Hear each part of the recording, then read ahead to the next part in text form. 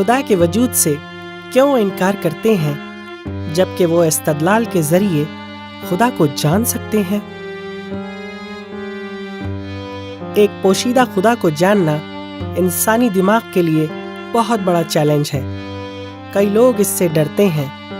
کچھ لوگوں کے لیے خدا کو نہ جاننے کے پیچھے ایک وجہ یہ بھی ہے کہ انہیں اپنی زندگی تبدیل کرنی پڑے گی۔